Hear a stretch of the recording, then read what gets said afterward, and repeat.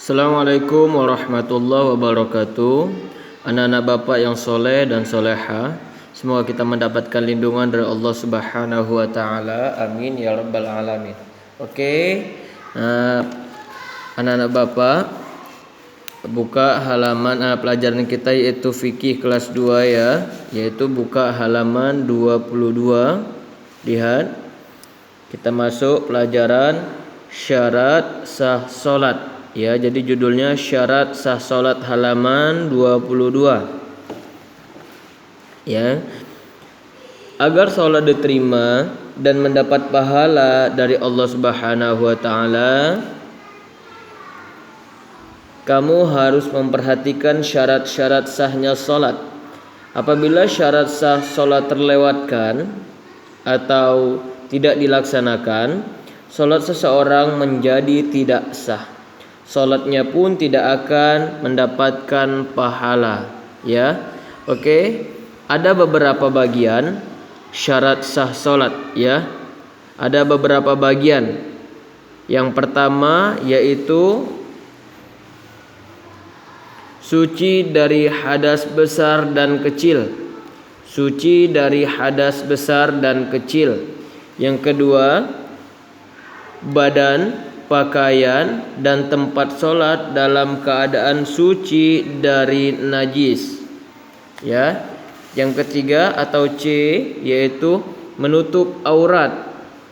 Yang keempat atau D, sudah masuk waktu sholat. Dan yang kelima atau E, menghadap kiblat atau Ka'bah. Ya, ada 5 pembagiannya.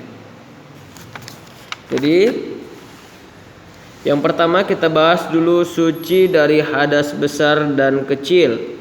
Saat hendak sholat, tubuh kita harus keadaan bersih dan suci. Bersih dari hadas besar maupun hadas kecil. Sesudah buang air kecil atau buang air besar akan menyebabkan kita berhadas. Membersihkan hadas dapat dilakukan dengan berwudu. Ya, hadas kecil ya. Nabi Muhammad SAW pernah bersabda, Allah tidak akan menerima salat di antara kamu apabila ia memiliki hadas kecuali ia berwudu. Jadi seseorang yang berhadas maka harus berwudu apabila ia ingin melaksanakan salat, ya. Beda dengan hadas besar. Kalau hadas besar tentunya mandi wajib dulu, baru berwudu, baru bisa melaksanakan sholat. Tetapi kalau cuma hadas kecil, maka cukup membasuh kemaluannya. Apabila ingin melakukan sholat, ambil wudunya, baru bisa melaksanakan sholat. Ya. Bagian B, badan, pakaian dan tempat sholat dalam keadaan suci dari najis, ya. Sebelum melaksanakan sholat, kamu harus memperhatikan yang pertama, badan dalam keadaan suci, ya. Badan dalam keadaan suci, tidak bernajis, ya, sudah mandi. Yang kedua, pakaian dalam keadaan suci, ya. Pakaian kita harus keadaan suci karena kita ingin sholat menghadap kepada Allah.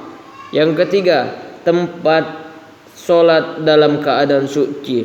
Jadi bukan hanya badan, bukan hanya pakaian, tetapi tempat sholat juga harus dalam keadaan suci.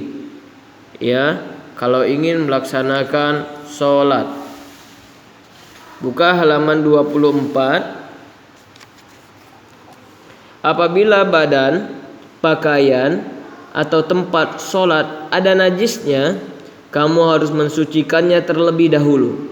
Apabila tidak disucikan terlebih dahulu, sholat tidak akan diterima oleh Allah Subhanahu wa taala. Jadi salah satu, apabila badan kita tidak disucikan, maka sholat kita tidak sah, ya. Atau salah satunya tempat kita banyak najisnya dan terkena najis, maka sholat kita juga bisa dipastikan tidak sah. Atau pakaian kita ada najisnya, ya, sudah dipastikan sholat kita tidak sah. Oke, bagian C yaitu menutup aurat. Ya, aurat adalah bagian tubuh yang tidak boleh kelihatan. Aurat laki-laki adalah bagian lutut sampai pusar. Ya, aurat perempuan adalah seluruh tubuh kecuali muka dan kedua telapak tangan. Saat melaksanakan sholat, aurat harus tertutup. Dan demikian ibadah sholat akan diterima oleh Allah Subhanahu wa ta'ala. Ya, jadi yang C yaitu menutup aurat. Jadi batas aurat laki-laki dari pusat sampai lutut. Ya, sampai lutut harus tertutup. Itu kalau laki-laki. Kalau perempuan seluruh anggota badan kecuali muka dan telapak tangan. Jadi dalam keadaan sholat kita tidak boleh nampak aurat. Kalau nampak auratnya sudah dipastikan sholat kita tidak sah. Oke. Yang D, ya. D, sudah masuk waktu sholat. Setiap sholat fardu memiliki waktu pelaksanaan masing-masing. Syarat sah sholat adalah mengetahui waktu sholat. Apabila melaksanakan sholat sebelum waktunya, sholat tersebut akan menjadi tidak sah. Buka halaman 25.